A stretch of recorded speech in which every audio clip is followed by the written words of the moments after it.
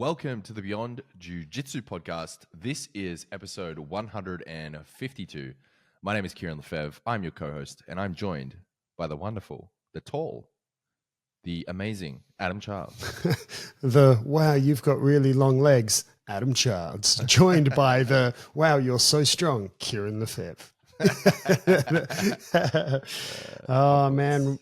So I already know what is up. Kieren is slightly on struggle street due to some slight time zone issues. He's awake way earlier than normal in order to record for the people. So bear with him if he sounds... It's for the people, by the people, but the people are retarded.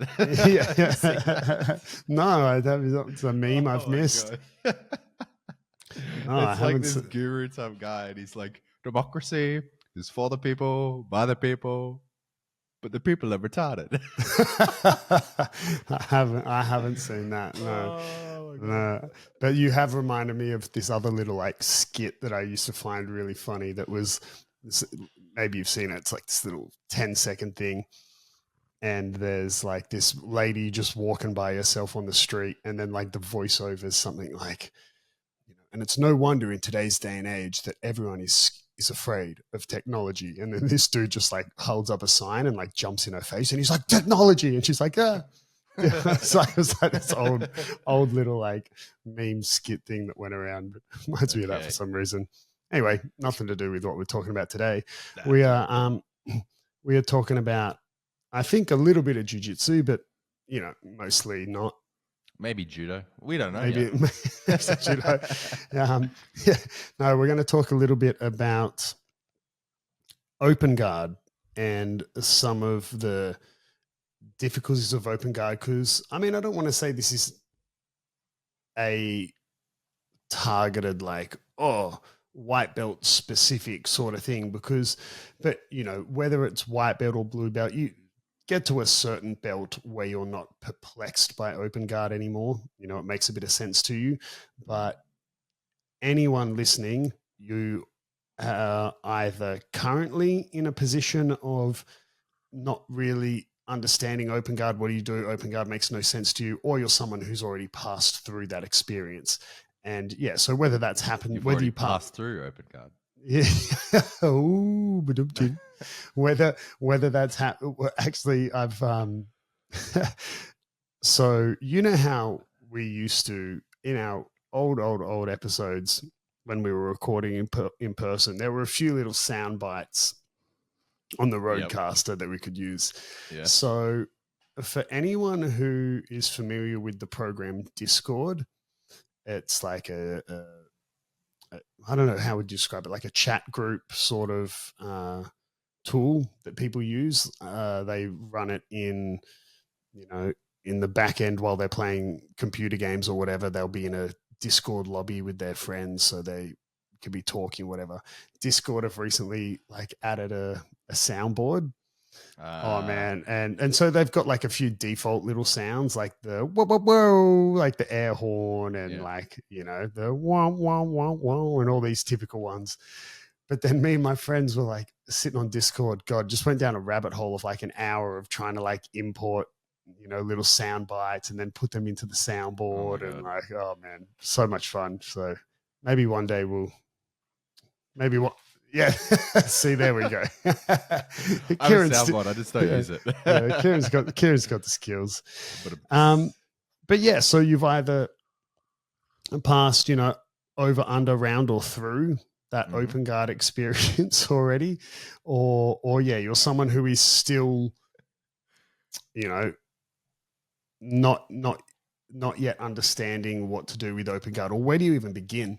Because it can be quite a lot in the beginning. I remember it was for me as well, because you go, and especially I think more so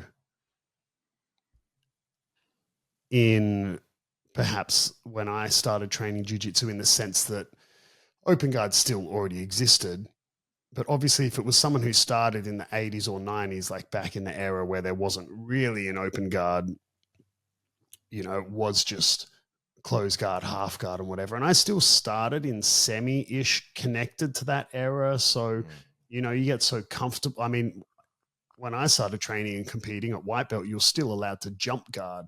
So most of the time people would jump close guard because the idea to pull into this open guard void was terrifying as a white belt or even a blue belt. I guess maybe nowadays you see white belts doing bolos and stuff, so it's a bit more dynamic. People are way more, they're exposed to open guard earlier. But nevertheless, I remember going through that emptiness feeling of what the fuck do I do? I need my feet wrapped around on someone. And I remember your early days of open guard as well. It was ugly. Yeah. Yeah, my open guard sucked. But I think now it's like, what would you feel about your open guard now? It's one of my best guards. Well,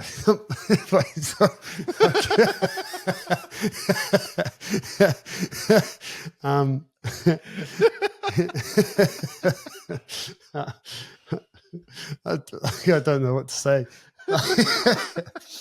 So I'm not sure. You delivered that. Like, I don't know if that was an intentional joke that you just delivered real, just like deadpan, or was that just something you said but didn't realize it, or it made no sense? I'm not, so I didn't know what to say. So what? And while Kieren pulls himself together, I mean, I guess to clarify, like open guard. Open guard, is not a guard. Yeah, that's right. Open guard is not a guard, right? So no. So yeah, that's kind of the. No, it's not an established guard. So when we talk about a guard, we're talking, we talk about closed guard. We talk about half guard. De La Riva is a guard. Reverse De La Riva is an established guard. Open guard is, as you mentioned, like this void, this space between, as the name implies, it's an open position where you're looking to establish a form of guard. So oftentimes you'll find that you go from open guard and you establish your De La Riva, you establish your X guard, or you try to wrestle up, or whatever your plan is from that position. So yeah, exactly. So, but more to the point of what I want to talk about today is what direction to point people when they find themselves in that, like, whether they've just pulled guard or the person stood up and opened their closed guard or whatever, like where do we go? And so, I don't know. But you've got all these other variations of guards, right? All your guard variations are either a closed guard variation or an open guard variation. And what I mean by that is, you either have them like wrapped with your legs to some degree or not, or your feet crossing, or your own legs crossing is what I mean. So like closed guard would be a closed guard. Half guard would be a closed guard. Deep half guard. Closed guard is a closed guard. Yeah, but not all the time. Yeah, no, but not all the time. Sometimes closed guard is an open guard. It can be. But these guards like spider guard, reverse De La Riva, X guard, even like these are types of open guard. Yeah. Right. Because you're not K guard, right? A type of open guard. Exactly.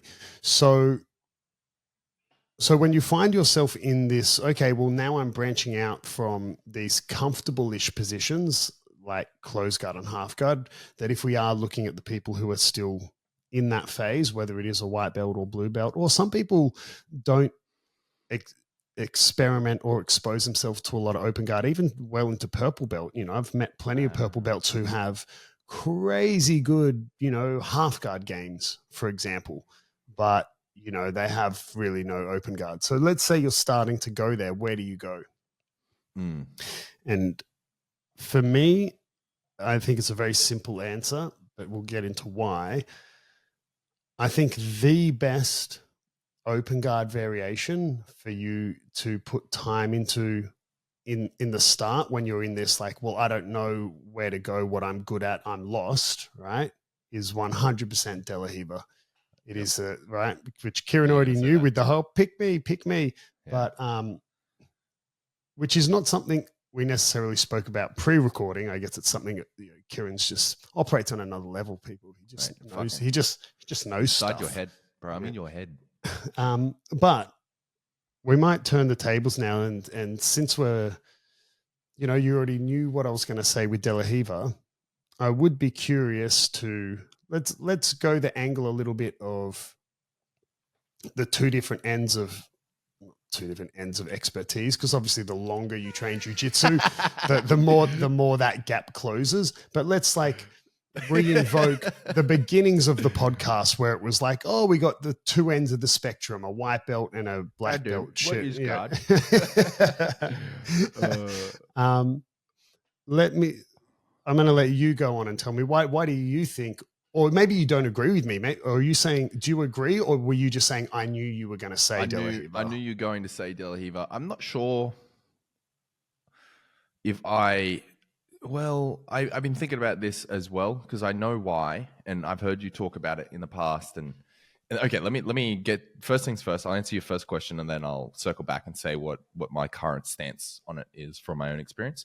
But the reason that you suggest or recommend De La Riva as your first port of call is if you made a diagram, if you will, if you made a mind map, we'll say, of guard variations and where your direction of a guard can branch out to, De La Riva would be at the center of that mind map.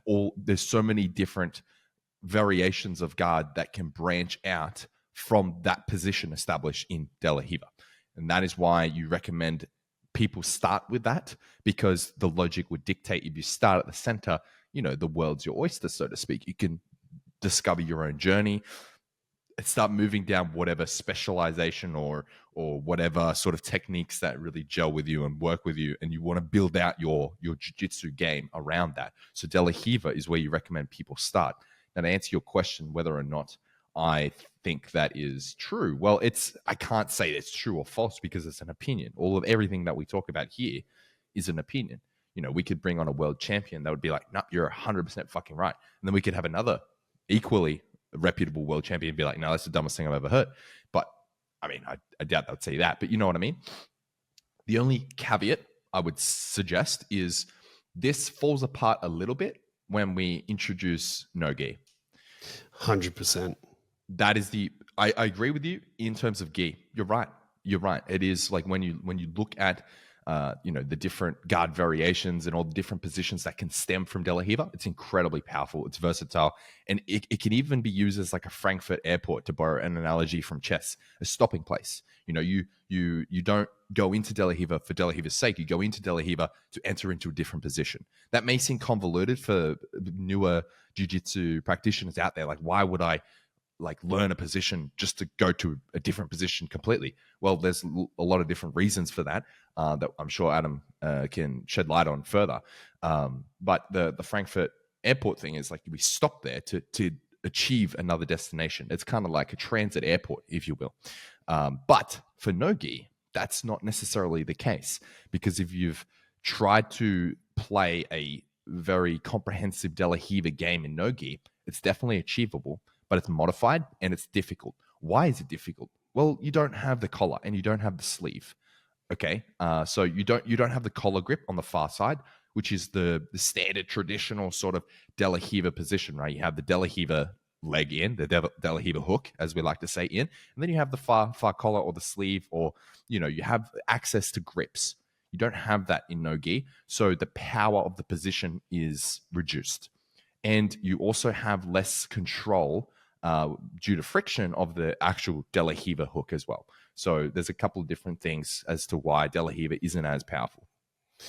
Yeah, so I think to then just add on to that with a little asterisk, when you talk about techniques, positions, what's weaker, what's stronger, of course, some things are factual bits of information, like, I don't know, whatever, like, or like, I don't know, like some things you might say, like, if you've got poor head position when you shoot a single, you'll get guillotined, or like, or whatever. Some technical bits of information are factual and you'd be hard pressed to have them change over time. But I guess when you're ever talking about, what is the best position or this or that, it's going to change all the time. Yeah. So, like if you, so firstly, I guess this conversation, I'm leaning more towards gi and today's current way of the way jiu-jitsu is being played. But let's say we did this same episode talking about no gi, right? For argument's sake, for anyone asking, I would probably say something along the lines of, well, realistically, I think the best guard as a whole in no-gi is something along the lines of half guard, knee shield, butterfly half, definitely. something like that. But if they're not then yet engaged, you could say reverse de la Riva or shin on shin or whatever.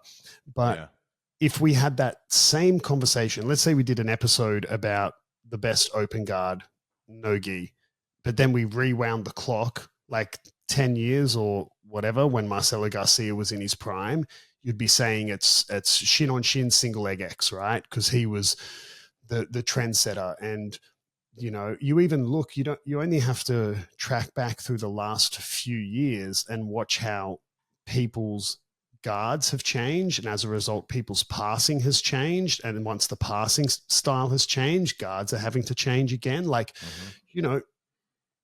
pretty much post Lachlan Giles, all of a sudden people are not wanting to pass standing up in no-gi anymore because they're giving up conceding leg entries. K-guard, right? How much K-guard have you seen in the last year or so of professional competition? Not a lot of it, right? Because people don't pass in a way that allows that. So now they pass in a different way, which means all of a sudden that K-guard, shin on shin, that you might have said is the best open guard to do is not the case anymore. So, I mean, this episode will be timeless. However, if you listen to it again, 12 months, 2 years, 3, 4 years after the fact, it might not be the case anymore. And I think things come back around. Like things do come back around. You said this not too long ago on an episode. Baby. meatspin.com, everyone. But yeah, things like trends come back around when counters to counters reemerge, and people forget. People's opinion, memories in jiu-jitsu is very fleeting. And it makes sense, right? Think about this logically. Say the trend is the leg dominant passing style, like your knee cuts, your whatever. Your pummeling, your leg pummeling say that is the trend. Then K-guard comes in and destroys it. Awesome. So all of a sudden head and chest heavy passing comes in. And then some other guard comes in and destroys that. So people go back to leg passing. And then people reintroduce K-guard. And then people forget about things that were really effective in the past because they haven't been trending or whatever. All of a sudden, someone high profile gets caught, or it becomes a trend again, and then the counter that becomes a trend. But that's the beauty of jiu-jitsu. There's there's always going to be a counter to your counter to your counter. Therefore, there's a new counter that comes back into fucking fruition. You know what I mean? Or popularity. Yeah.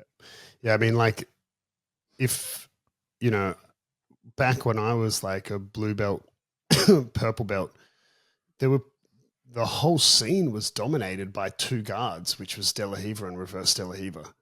That was like the whole, it was just dominated by those two positions, But I think it's worth mentioning the short-term memory that we tend to have. You've got to, you can't just necessarily, depending on where you are in your jiu-jitsu journey, but let's say we're addressing the white, blue, purple belts, a lot of what's trending, and when you're watching these professionals and why they're doing certain things and whatever, is because of the multiple layers of technique that comes well before that, You think these guys like Gordon Ryan, Mica Galvao and whatever are just have never played de la Riva and never learned how to use it or counter it or whatever, or K-guard, for example, you never see them do it or whatever, but it's because they've passed through that. You can't necessarily just jump straight to being well, I'll do this and it'll all work this way. But it works that way because of all the other shit that comes before it and all the other consequences that can start to unravel. So with that being said, I want to go back to why I still think De La Riva is important. But yeah, I would say definitely more for gi. There's even at the elite professional level, I can't really think of anyone who uses De La Riva to great success in no gi, you know. But I have seen a resurgence for the leg locker types. They are doing a modified De La Riva. If you look at Jeremy Skinner's style, he uses De La Riva, but it's modified. It's not like obviously it can't be a gi style De La Riva. So he reinforces his De La Riva hook and then uses that to look for other guards or other entries. And, so he would argue that it can be effective in that, again, in that Frankfurt Airport style, like to transition to something else. I have seen him use it. That's the only caveat I was saying. I know that Lachlan Giles is also introducing it again. And I think he's got a course on Submeta, like De La Riva for no gi. But even look at some of the current top level competitors, you may not see them playing De La Riva, so to speak. And I'm just talking still specifically in no gi. But for the keen-eyed viewer, you will notice that they might be in this slightly fluid open guard-ish position. And before you know it, you realize, you might just look at it and be like, oh, how sick was that wrestle up sweep? But it was actually kind of essentially from a De La Riva where they pushed the leg away to stretch them out and they've wrestled up off of that, So like, this is where it's still valuable, However, now I do just, want to lean more towards gi to kind of make it a bit more digestible, because I'm going to give my advice as to, we'll kind of shelf what we were just talking about and go, okay, now we're all on the same page. Yeah, De La Riva is a good place to start for open guard. So we'll just, for argument's sake, we're in agreement with that. So, okay, cool. But what do I do? Right.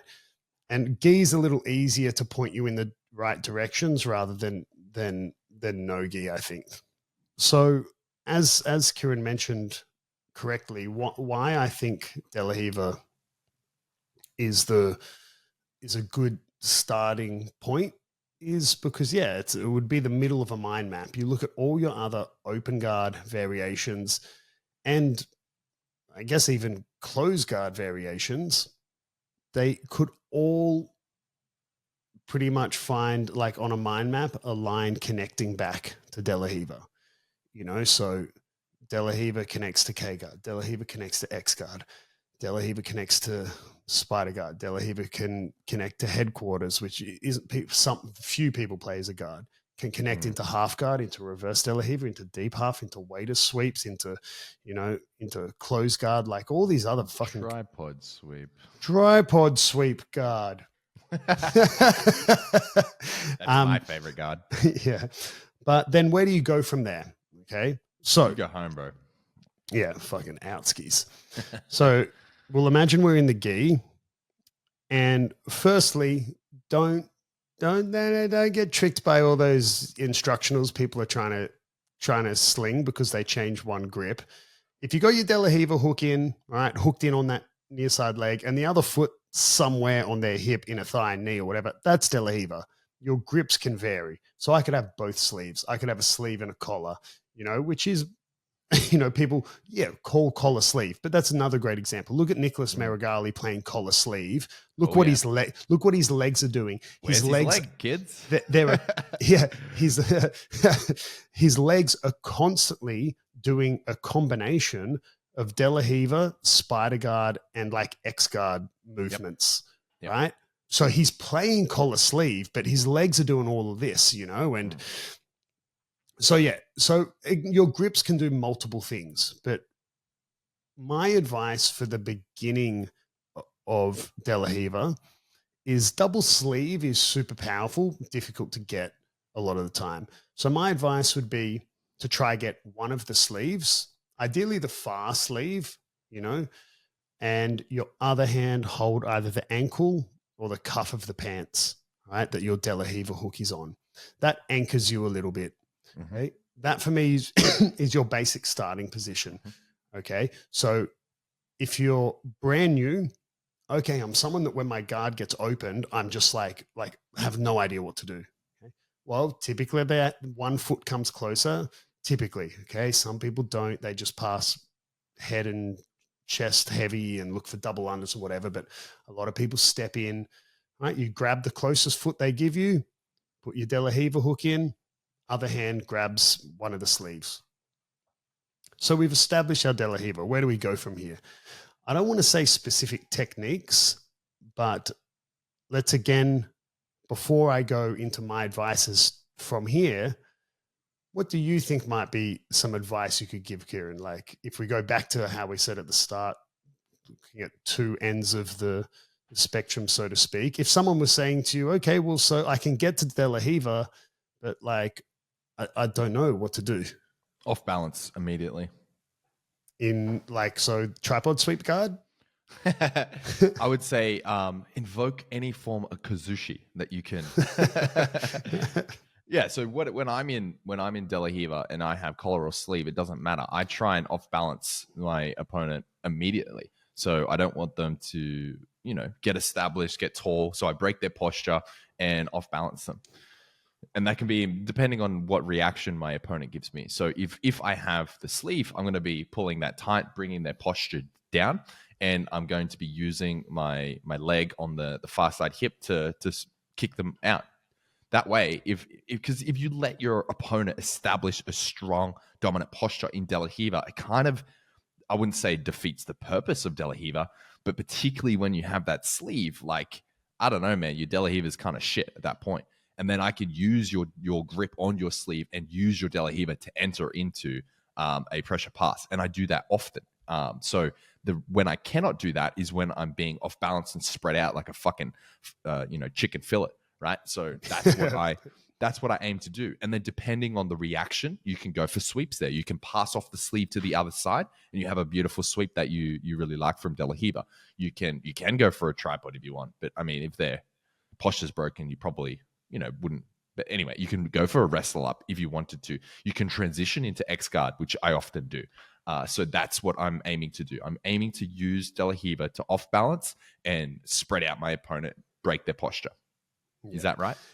Yeah, that's fine. It's not what it's good because it's more or less complementary to what I'm going to say. But I also wanted to tell a little anecdote of because you just mentioned like breaking the posture, so you probably got a collar rather than a sleeve, which is fine as well. And tripod sweep. So one of my students, Alex, he was, I believe it was in a competition, or I can't remember if it was in a competition or just in training. I believe it was in a comp. And he was essentially doing a tripod sweep from De La Riva, but he had the collar. And for those who don't know, you can't do a tripod sweep when you're holding onto the collar. And the poor dude who's getting swept is essentially may as well be saying, bro, I'm trying to fall over backwards here, but you won't let me because you keep holding onto my collar, And Alex is like, why won't he fall over? And he's trying to do this tripod sweep. Literally holding him up. But he keeps holding the dude up. So for a tripod sweep, people, you need either no grip.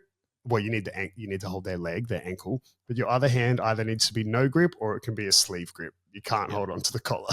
That reminds me of a similar sort of scenario when I came to you as a white belt trying to pass spider guard. And I'm like, bro, I can't pass spider guard. It's so sticky. I can't escape it no matter what. And even if I'm like way stronger than them. And then you had a look and then you're like, because you're fucking holding onto their sleeve too, you idiot.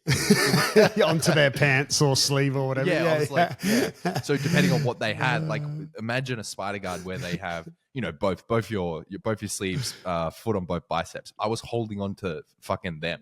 I was holding on to their pants rather to reinforce their grips. So it wouldn't matter where their shit is. I'm holding on, man. Yeah, that's a really common one because whenever I teach, you do, and whenever I teach spider guard passes, I'll say something along the lines of, guys, you only ever grab the cuff of their pants if you need that grip for the pass you're about to attempt. Otherwise, you're just dumb. It's like it's like they tied your shoelaces for you, and then you did an extra knot on top just in case. You're just doubling down on it. And it can make a big difference. You might not think that, but then it might be that 1 second that they let go of the sleeve to change to another grip, and that's kept you in spider guard for 1 second longer, or has kept their foot on your bicep for 1 second longer.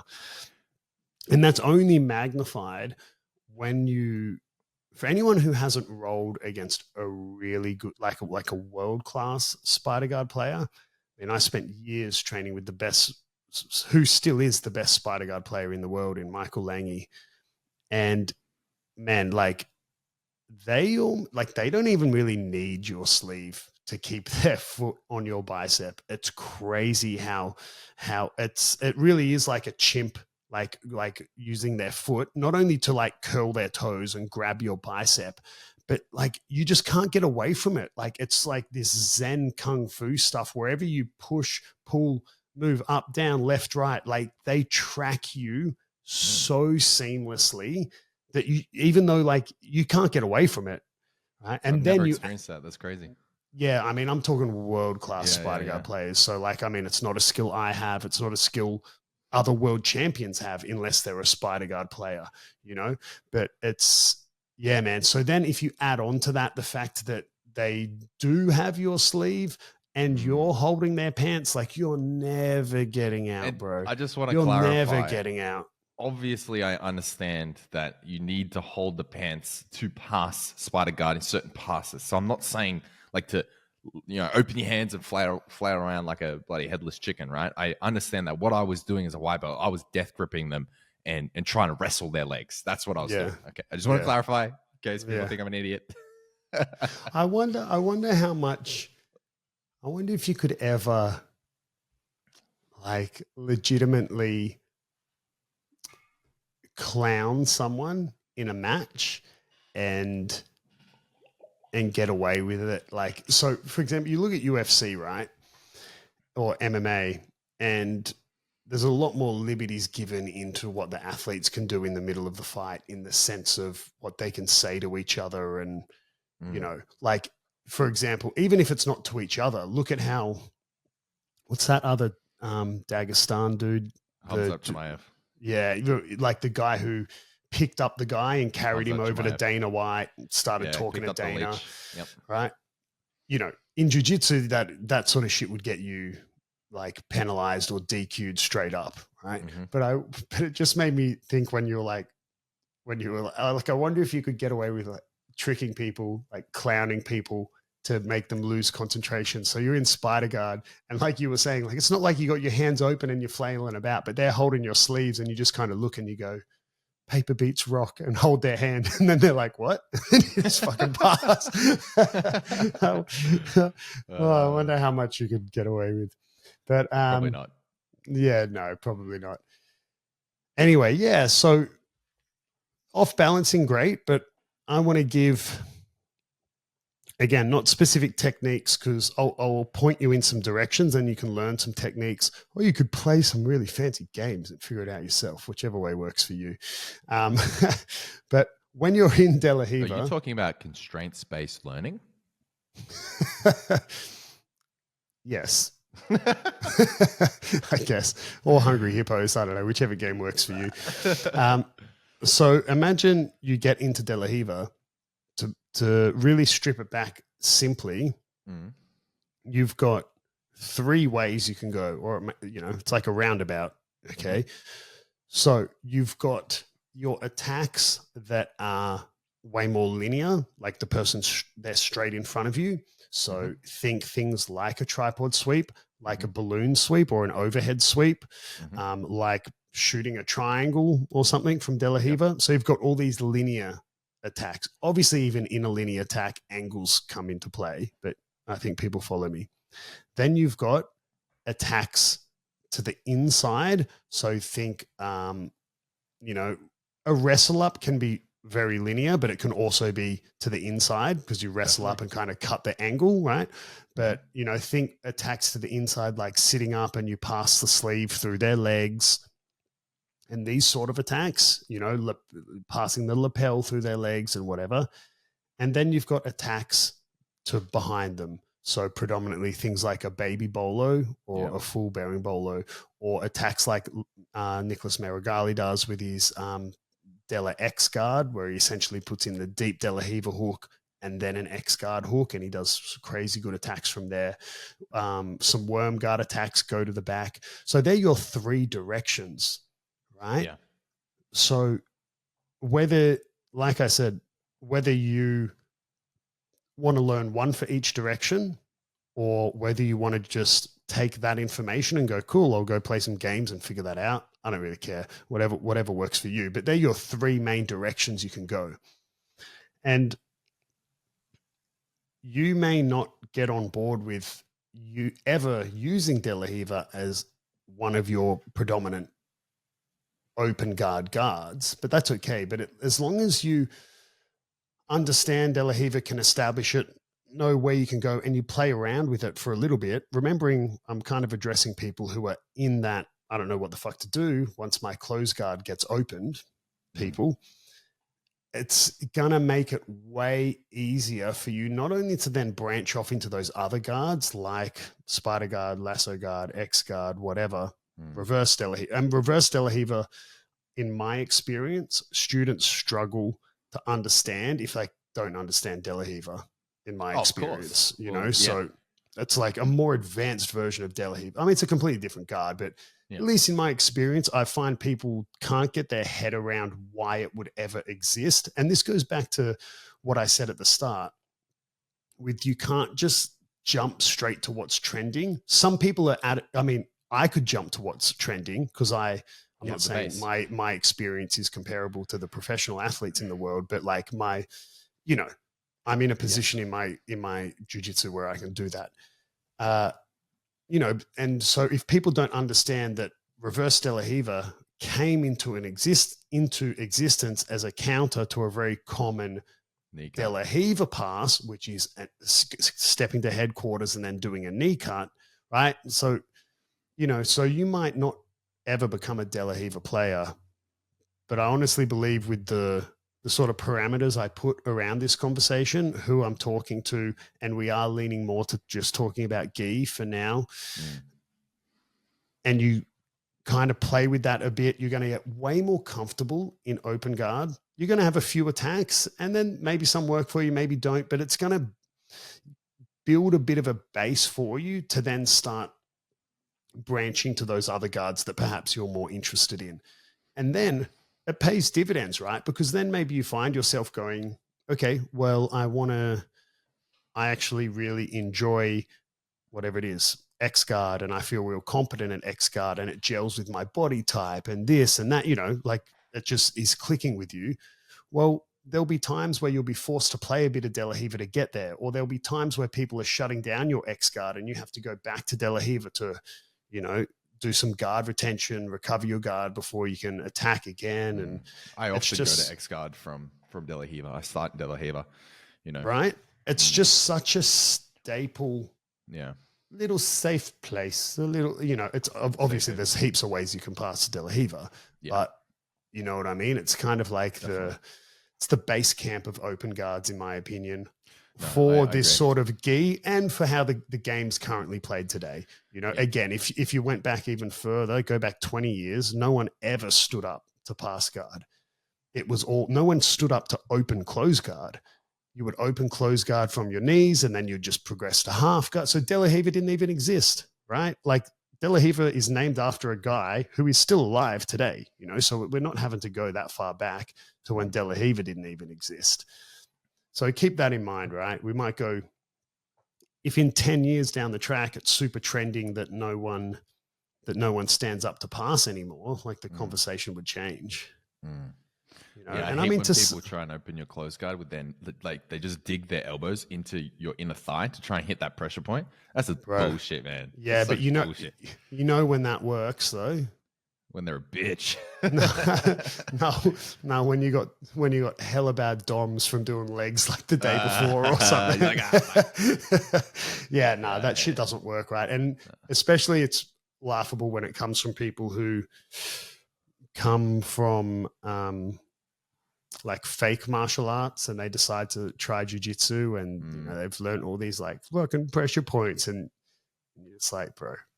Just like, I mean, it's just uncomfortable. You're just like, whatever. Bro. And you can easily just pull the elbows off your quads. Exactly. Exactly. So easily. Or you give a triangle there, like this triangle opportunity, and I find it's always the bigger dudes that do it, like always like the heavy dudes, that don't want to stand up. Yeah. I mean, standing up's predominantly the way to open closed guard gi or no gi. Again, might not be the case in another 5-10 years when things change and trends change, but it's only Sampalo pass. That's it. Yeah, Sampalo pass all day. But even in the current passing style still, and this would have come up in previous episodes, but the current passing style for gi and no gi, let's say if we go back 3 to 5 years, something like that. So we're talking pre-COVID. Most people just always stood up to pass, right? And then the two big problems for the guard passer started occurring, different problems for gi and no gi. But for gi, the predominant problem that came about was the exposure to your hips and belt and drawstring for bearing bolos became a huge problem for people. You know, Bernardo Faria, I was about to say famously said, it's not like he famously said it, but, you know, I remember talking to him years ago about bolos. And Bernardo, for those who don't know, right, for newer listeners, you might not know, Bernardo Faria is a Alliance black belt didn't get his black belt from Fabio Gurgel, but trained under Fabio, which is the gym that I trained from. So I spent years training with Bernardo, and he's famous for playing deep half guard on the bottom and then doing over-under passes on top. And he essentially never passes standing, right? Like the only time his knees come off the mat is to drive pressure in with his shoulder for over-under passing. I remember talking to him about bolos years ago, and he was like, excuse me. And he was like, I've literally never been boloed ever. He's like, why? He's like, because I'm always on my knees. You know, he's like, and we're talking about whatever he is, a 5-time world champion. It's not like he's some dude who's just on his knees stalling. Like Bernardo's a Hall of Famer or whatever, you know. Yeah, and super aggressive. Was one of the few people at the end of his career before he retired to submit Leandro Lo, the late Leandro Lo. You know, submitted him twice actually in I think it was like at Pans and then again at Worlds or something. Yeah, and you know, so but ignoring Bernardo, most people would stand up. So in gi, the problem with passing standing up started to become a little bit, I'm more exposed to getting bearing boloed. And in no gi, the problem arose with standing up with, well, if I'm standing up, typically my feet come in first because I don't have the luxury of grabbing cuffs of pants and doing, it gets slightly more difficult to do this sort of chest heavy pressure passing in no gi. And then leg entanglements and essentially K-guard and all this started coming about. Obviously, there's still some people who pass. There's still lots of people who pass standing in the gi, still lots of people who pass standing in no gi, but you've definitely seen a change in the way people try to engage in someone's guard because they're two very big vulnerabilities that come about when you pass standing, whether it's gi or no gi. And you see how that then already in such a short time, we've done a massive episode on this. What is something that has blown up in popularity recently due to people, if we go back to no gi now, but it still exists in the gi, a lot of people passing way more chest shoulders, arms heavy forward, keeping their legs far back so they can't give leg entanglements. What is all of us? Choi bars, right? Like it just shows how quick an evolutionary step can be made, which makes you really question, if we came from apes, why do apes still exist? I thought you were saying, makes you question, why aren't apes doing choi bars? Yeah. That's a good question. These are real questions that science needs to explore. But yeah, it goes to show, right? Let me then bring that to another sort of question that I don't have an answer for, which is, I don't know where the sport will go. More no-gi now, I'm talking about, because in the gi, it still boggles my mind how there's so much stuff you can do with grips and lapels and that, world champion dudes who are winning worlds at blue belts are coming out with like new shit, and like the stuff that people can think of is still real crazy. And that's still the case in no-gi, right? People are still inventing new stuff. However, this, like, where can the sport go from what it is currently peaking towards, which is this massive combination of no-gi and wrestling, as in like college wrestling, like where, I'm sure somewhere, it will go somewhere from there, right? The same way that when I remember, growing up riding dirt bikes, and this dirt bike rider named Kerry Hart was the first guy to ever do a backflip on a motorbike.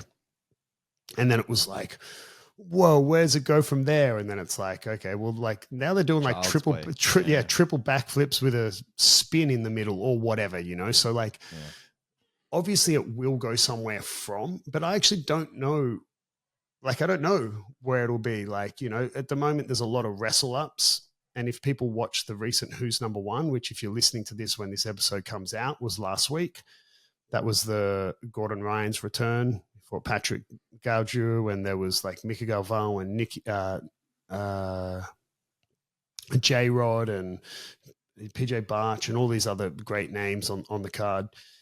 And man, so many wrestle ups as sweeps. And it's not like these guys, prior to jiu-jitsu guys getting good at wrestling, a wrestle up was quite easily met with like a guillotine counter or something like that. But obviously that's not the case. So it's like, well, what's going to be? I don't know what the next evolution will be. I'm obviously excited to see what it'll be, because, if we can just remove maximum amount of wrestling possible, that'd just be great for me. I find the wrestling evolution incredibly interesting, because in days gone by, if you were competing in no-gi, right, and you had an inkling or you quickly realized that your opponent's a wrestler, you just sit down. Yeah, which is the same. Which is still the same. Like, you can still do that, right? And it's also the same in the gi, right? You feel a guy, if you've ever rolled or trained with good judo guys, you're not a judo player, you can feel like it doesn't feel right for you, it doesn't feel good, and you can pull guards straight away. But I'm very lucky. One of my neighbors, actually, shout out to Filippo. He's an Italian guy who was, I think, at the peak ranked like 5th in Italy in national level, black belt. So a young competitor, and he pursued a different career instead of going full time into judo. But he's a very, very high level judo black belt, and now trains jiu-jitsu. When you're standing with him, you feel it fucking immediately. Like, I've trained with judo guys before, and Samir from our gym back in Sydney, very similar sort of movement style, but like, there's, of course, with everything, there's levels to everything. And, when Filippo gets a hold of you, he's 70 kilos, right? And we recently did King of the Mat standing only. Okay. This was on Monday night, and we're recording this on Wednesday. So we did King of the Mat standing only. You basically first to 1 point, basically, meaning like if they pull guard, you're fucking out straight away. So no pulling guard. Anyway, we split the gym up into 3 groups. We went like basically 100 kilos plus, middleweight weight level, and then the lighter weight levels. Filippo, from all rights, should have been in the lightweight. He was like, nah, fuck it, I'm going with the heavyweights. So he went in with the heavyweights. So I was I'm going in too. What belt is he in jiu-jitsu? Blue belt. He's a blue belt in jiu-jitsu. Yeah. And I was like, fuck it, if Filippo's doing it, I'm fucking jumping in with the heavyweights. So we're in there with 100 kilo dudes doing stand-up only, and Filippo was fucking throwing like 100 kilo, 110 kilo as a 70 kilo fucking, like, he's a little bit shorter than me. He's like a very, very strong, but like compact dude. And he was just tossing people. So like, as you know, if you throw in a high level judoka into jiu-jitsu, everyone is a child on their feet. It's child's play. Yeah.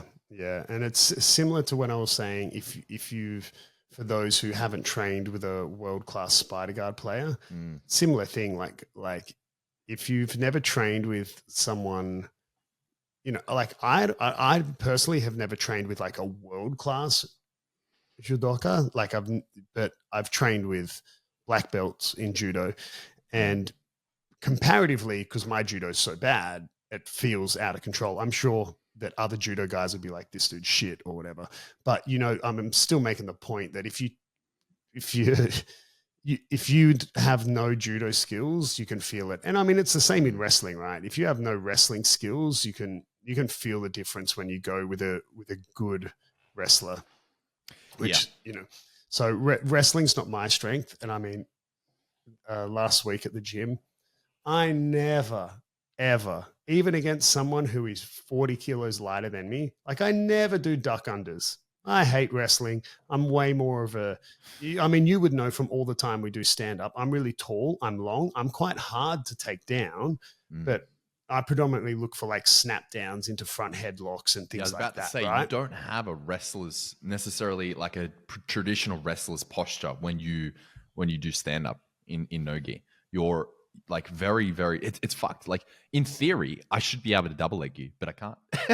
You can't. No. But you can't. But I shot this duck under Yali, one of the guys. He was just casually filming some rolls.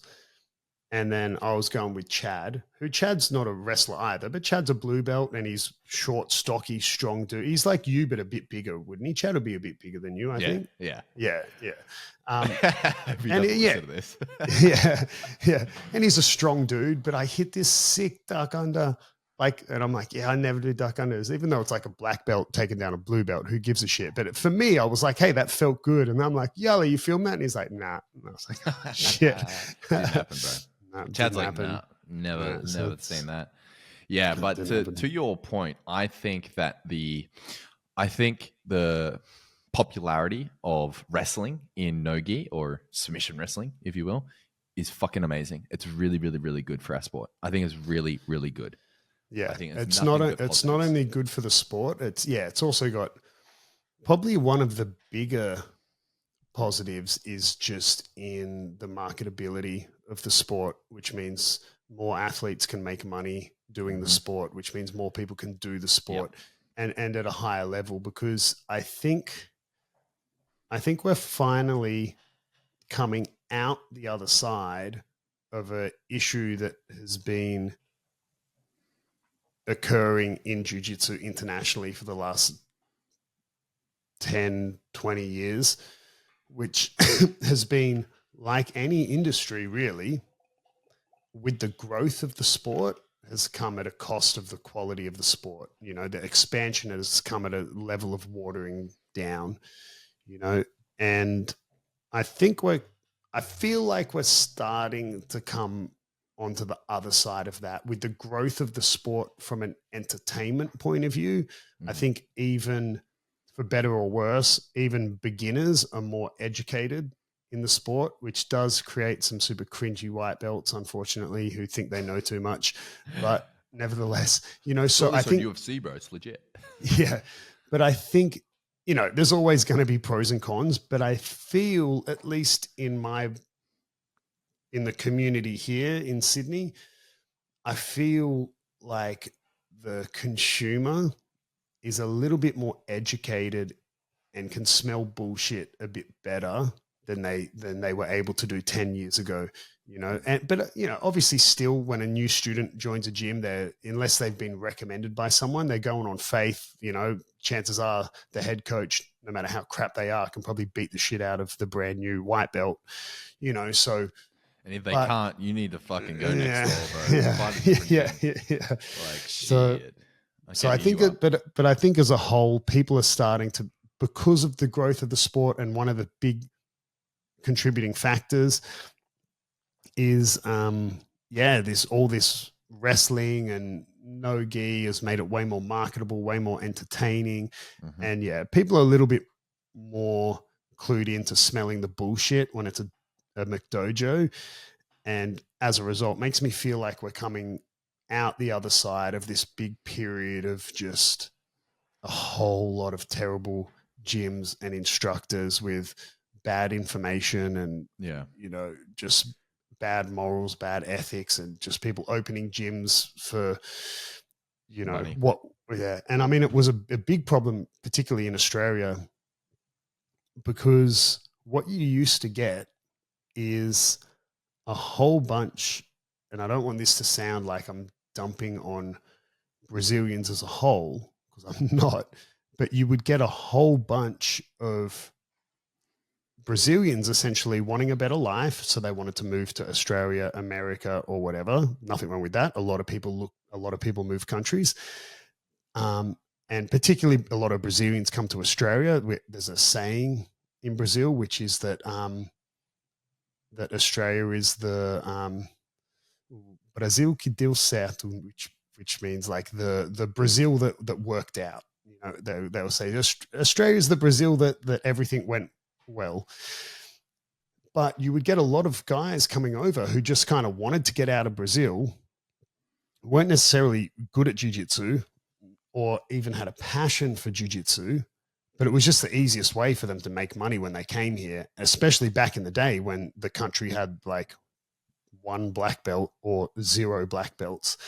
And I liken it to what I did for work while I was living in Brazil, which was teaching English. I got away with it because I'm a native speaker, but my boss of the school I worked at, who she was Brazilian, her English was way better than mine. Yeah, she had an accent, but you want to talk about the actual grammar and the actual like the science of how the language works, bro, would put 99% of native speakers to shame, unless that native speaker is also an English graduate. Professor. And so that had been a problem for so long. And I feel hopeful that we're on the other end of that. Yeah. So I guess this is my goodbye. I'll be exposed shortly. So it's been nice. you end up on McDojo. Fake black belt. Imagine. Shit. Been a fake black belt this whole time? Well, bro, imagine I'll be like calling Fabio. I'll be like, bro, I need you to vouch for me. I'm getting called out. And he'll be like, I don't know you, dude. You're just like cold. He would. He would do that. But no, I seriously cannot, what with the whole wrestling thing, the way I think about it, what is happening with wrestling and jiu-jitsu at the moment is it reminds me, even though I wasn't around at that time, so please feel free to shit on me as hard as you want. It reminds me of the whole leg lock thing. When leg locks first really started to gain popularity, there was a lot of deniers, a lot of people that said, oh, it's easy to counter, they don't work, it's not really relevant. You're sort of finding the same thing, not at the international, or the high level of jiu-jitsu in terms of in the best teams, the best guys are bringing in wrestlers. They are doing wrestling. It's fucking obvious, right? It's evident. But I'm talking more at the local level, if you will. Like you go to academies and they never do any wrestling, or their stand-up is just really out of date and really bad. And you're like, fuck, man. And it's good to see the trickle down of wrestling changing that. And if it isn't, then you know that you're at a McDojo, right? Because it's kind of like being a leg lock denier. If your gym doesn't teach you how to do a heel hook, what the fuck? That's why are you ignoring 50% of the body? Yeah. I do think you can get away with minimal wrestling if you're a gym or a practitioner who kind of doesn't ever do no-gi. Yeah, you never put on spats or no-gi. Yeah, you can kind of always have the pajamas on. Maybe, yeah. Yeah, you can kind of get away with it, but yeah, like but just to again go back to talking about why I think De La Riva is a good starting point for your open guard venture, and not ignoring and not just skipping to the trends. Yeah, last week with Who's Number One, I'm trying to remember. I watched 99% of the matches, and I'm just trying to remember, like, were there any leg lock finishes? I can't remember. Like, there probably was, but I don't. Anyway, it wasn't too dissimilar to last ADCC, where it wasn't like, a few years ago where 99% of the submissions were all heel hooks, right? It's because, so that's, you could look at the trends and people could, again, just jump straight to the end, ignore everything and be like, oh, I don't need to learn leg locks because they're not in vogue at the moment and no one does them and whatever. It's like, no, but this current style you're seeing is because all that shit works, and people are moving in a certain way to avoid that stuff. And, so you still have to learn it because it still exists.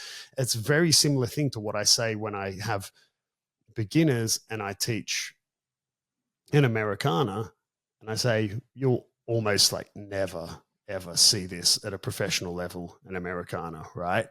But it's because it works, but it's also because it works that people move in a certain way that creates this and that. And so it's a fundamental movement, and you need to understand the mechanics of it. And it's also a very beginner-friendly way to learn how shoulders are not supposed to move, right? And, but you never see, when have you ever seen an Americana in a professional jiu-jitsu competition, like in the last couple of years? I've never seen one. I'm not saying that it hasn't been done. I've just never seen one. Yeah, like almost never, right? But does that mean you should never learn one? No, of course not. Like, if you never learn it, then you'll get Americana'd.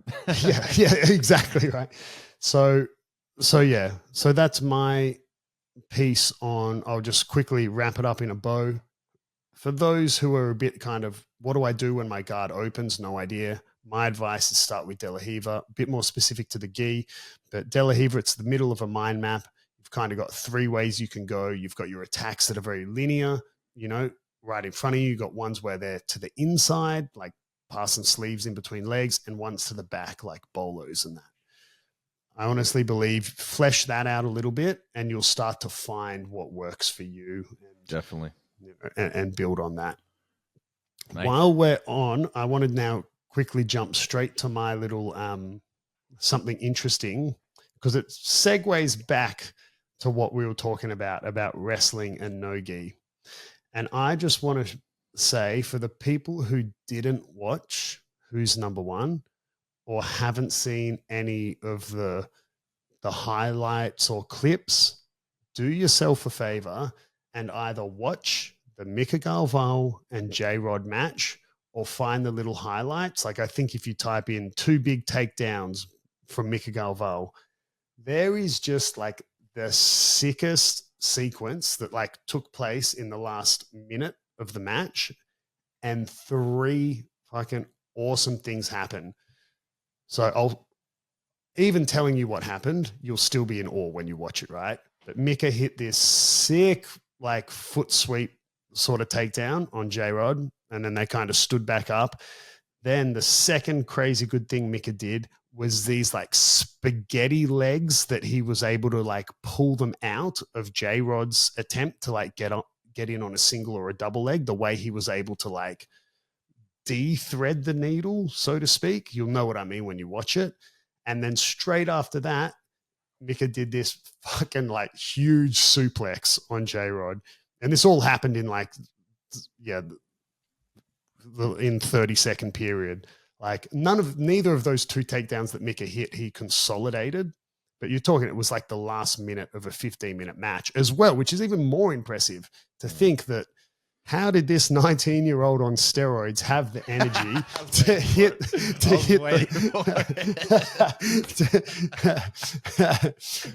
Oh, poor Mica. Yeah, Mica has the sickest jiu-jitsu as well. Again, if you guys didn't watch this Who's Number One, obviously this episode is not a recap of that.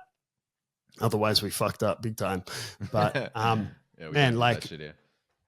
you know, so obviously Gordon Ryan won, and you know, not in an entertaining fashion in probably the traditional sense of the word, but very, man, like you watch that match and it's almost as if Gordon Ryan can be on top. Let's just call it like half guard against a knee shield or something. Gordon Ryan's like on top with what appears to be no crossface, no underhook, no anything. Like, and the dude on the bottom can't do anything, bro. Like he can't move.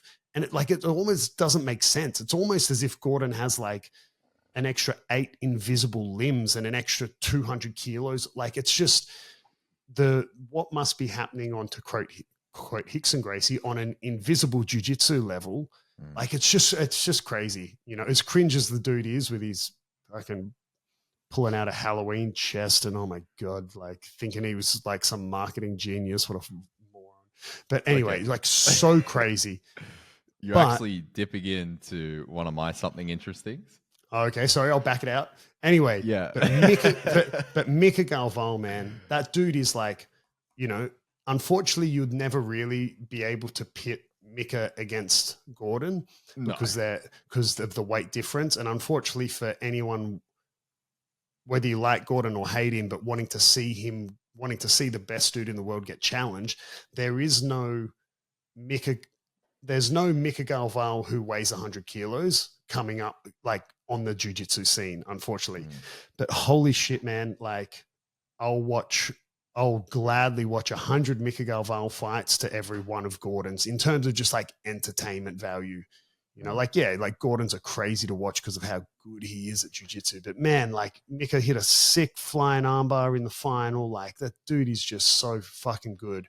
Yeah. But watch that takedown sequence. Like it's Mica Galval versus J-Rod.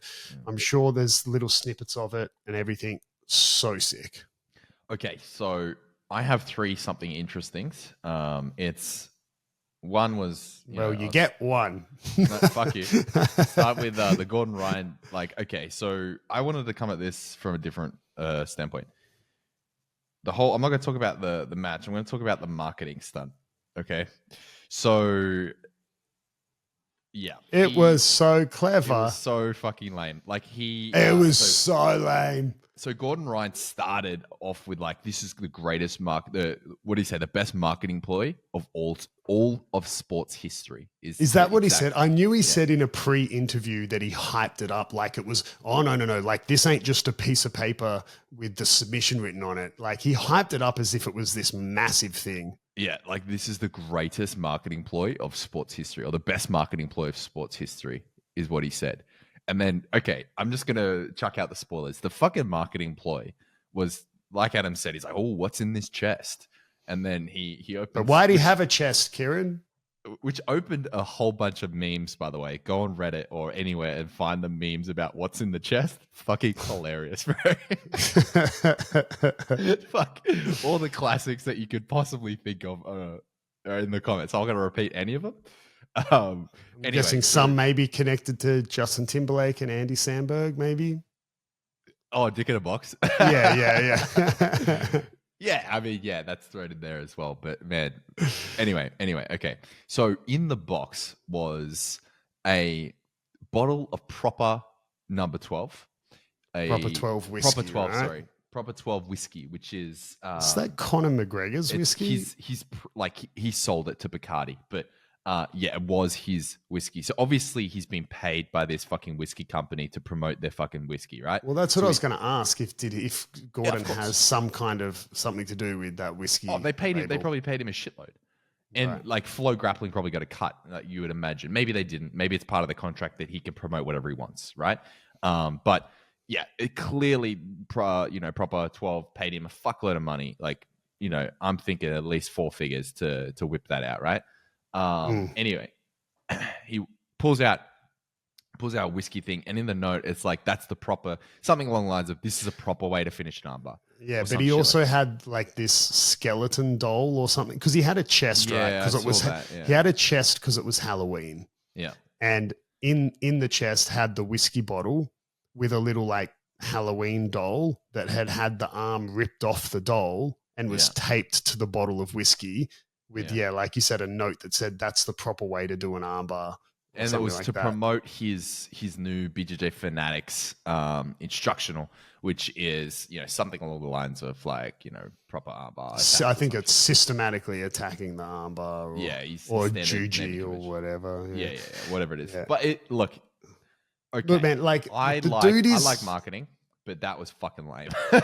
Dude, it was so bad. Like, so cringe. I mean, look, he's going to sell the instructionals regardless, but I mean, the conversation of whether I was going to buy the instructional or not is irrelevant because I wasn't going to buy it. But like, I don't know if I were like, but did his marketing, I feel I probably would have been more inclined to get his instructional just off being like, yeah, you know, like if it was whatever the note, or even without the note, if he was like, yeah, I wanted to finish with the armbar, here's my new instructional, be way more likely to buy it than off the back of this cringe. Like this kind of makes me want to go like, oh, yeah, I'll buy it, bro, but I'm going to hate myself a little bit because that was so honest, lame. I will say this though, from a pure marketing perspective, love him, hate him, think it was lame, it would have definitely increased his sales. Yeah, undoubtedly. Sure. Undoubtedly. Yeah. Like there is absolutely no doubt in my mind that his stunt, if you will, you know, he combined it with a, you know, probably a fat check from for the ad placement for Proper 12, and the fact that people think it's cringe makes people want to share it. You know, and that in itself is a marketing tactic. It is a common marketing tactic. Like, let me just give you an example from the video world. You will probably see this often, that viral videos, they do this new, well, it's not that new anymore because, you know, by the time people talk about it, it's old, but they intentionally put mistakes in their videos to get people to comment the mistakes. Yeah. I've seen heaps of those. You know, a spelling mistake, or they pronounce a word wrong, or there is, you know, I don't know, whatever creative way they can introduce a mistake to make you be like, oh, you forgot this, or you didn't do that, or this and that, because it makes people feel like obligated to comment that comment. Yeah, and some of them are so obvious, eh? Like some of them, they just get cringe. Yeah. They just get cringe. You know, but, by the time marketing tactics, you know, people actually catch on, everyone repeats it, and then it doesn't work anymore. So by the time you realize it, if you're just like an everyday consumer, that this is what people are now doing. People have moved on. People have moved, like the smart money has moved on well and truly. It's the same with like simple one, Alex Hormozi captions. It's so funny. Like Alex, people that aren't in this world probably no idea what I'm talking about. But Alex Hormozi is a very, very popular entrepreneur and creates probably the best content around business, and it's free. But anyway, he's very popular on social media, and his content strategy is like trend setting, right? So his style of captions you probably would recognize without knowing who they came from, because they're everywhere. Even I copied them ages ago. But if these days, if you try and copy his old style, you know, it's so fucking out of date that everyone else has moved on. You have to develop your own style. So I've moved on from it. I've developed my own sort of style now. That's why my captions change. But even something silly is fucking captions on vertical video. Marketing, right? But I will say that, Gordon, as lame as you think it is, it would have worked and he would have gotten paid a fuckload of money by Proper 12. But it's still fucking cringe and we can laugh about it. Yeah. All right, fuck, that was one. On to number two. Well, okay, so do you remember when I was like creaming my pants over combat karate or karate combat? Yes. Combat which karate, I think it is. I still think it's awesome. I found something that is pretty hectic. Okay, so I've heard of this before, but I've never like found where it is or seen it, or, you know, really had a chance to look at it, right? There's this fighting organization called King of the Streets. Have you heard of this? No, but it sounds like it's going to be like some bare knuckle shit. Bro, not only is it bare knuckle, it is full MMA, standard MMA rules that you would find in USC, but with like bare knuckle, they're wearing shoes and they're fighting on concrete and they're Russian. Yeah, of course. Does that need to be added? Yeah. Bro, this Man, is I wouldn't. hectic. I eh? wouldn't even be able to watch that. That's Bro, just like it's so fucking brutal. It's like it is queasy brutal. I've seen a few of them. Like if you're into that sort of gory, like pure, like fucking violence, then this is up your alley. The actual last thing I want to skill set see is not that someone's. great. No, of course not. But the last thing I want to see is someone's Like literally someone die. Yeah, or Say you someone's head hitting the concrete off a takedown. Or I was something, about to say. I was about to say that. I oh. watched one where a dude initiated the takedown, double leg takedown, and then his head, the guy doing the takedown, top of his head hit the concrete, and he didn't knock himself out, but he lost. He lost from that. So he lost the position. The guy like just put him in like a fucking a bulldog choke and just squeeze his head, and then he ended up tapping from that, and then he was like holding his head where he hit it on the concrete. I think it was just too much for him. Yeah, no, fuck that. But bro, it's or if people want to go watch that off, I didn't really I didn't bring it up to say that it's like you know, you just wanted to let people know it exists. not even that. I didn't want to promote it. I just wanted to be like, bro, have you seen this shit? It's crazy. Yeah, fuck. No, I haven't. I mean, even the bare knuckle stuff that's going around lately, I'm not interested in watching that. It's full on. Yeah, it's pretty nuts. And my final something interesting is my official betrayal of Adam. I have betrayed Adam. I have done him dirty. I've skirted around. I've created a new podcast. It's called Not Beyond Jiu-Jitsu. It's featuring and Kieren's like, and in this one, I've got a blue belt on the fucking rocket. All right. Oh shit. No. So it's a very niche. It's not like this podcast. It's not a conversation. It's it's a solo podcast. So it's just me talking about specifically BJJ strength and conditioning. If you're interested in that, they're about 30-minute episodes, a bit shorter. Most of them will be, and more geared around the video centric. So if that's something that interests you, then it's called BJJ Strong Podcast. You can find it on my YouTube channel, or just type in BJJ Strong Podcast. First episode dropped this week.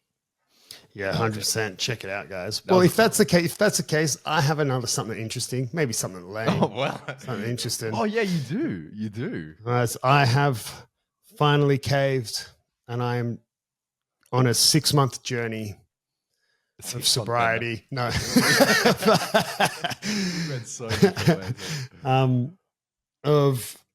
I don't want to say the word embracing, but I'm just doing a bit more social media. I'm going to try, people.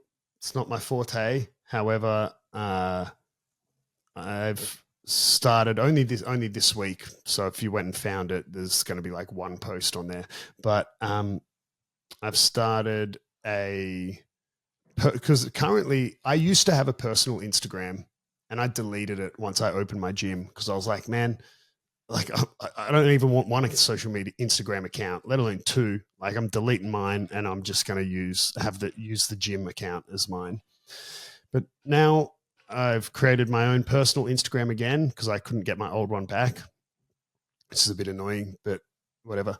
So I've started my own Instagram, TikTok, and YouTube. All 3 platforms will have the same content on it, which is essentially just very short little jiu-jitsu technique videos, content things, mostly just vertical video content. The handle across all of them is Adam Childs BJJ. So if you're prone to death scrolling, right, whether it's on TikTok, Instagram, or YouTube, would appreciate if you guys want to check it out. That's cool. But yeah, I'm going to give it a go for 6 months. And if it's terrible, feel free to let me know that too. I mean, I'll just try truck along. But if it's also not something you're interested in, that's okay. We finally did it, everyone. We convinced Adam to join the dark side.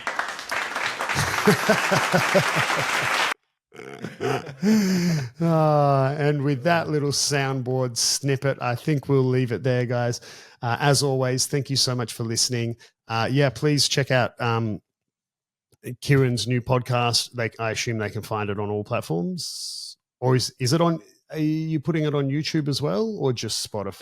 It's predominantly designed for YouTube and Spotify because they have the video element, and the video will be not an important part, but it's going to be a feature of the podcast. And just to eradicate any confusion, on YouTube, is it on your current channel? You didn't create a new channel? Okay, yeah, great. So, guys, you can find Kieren's new podcast on his YouTube channel, Kieren Lefebvre. My terrible content on my new Adam Charles BJJ. It's very good. Yeah, but if you're into good. that Fuck stuff, you. It's good. All right. Well, anyway, guys. All right. So I guess now you can contact us. Kieren's personal contact, my personal contact, the podcast. Everyone gets a contact. The podcast contact, the Vantage Jiu-Jitsu contact. You can fucking find us everywhere. All right, guys. Thanks so much for listening, and we will catch you next time.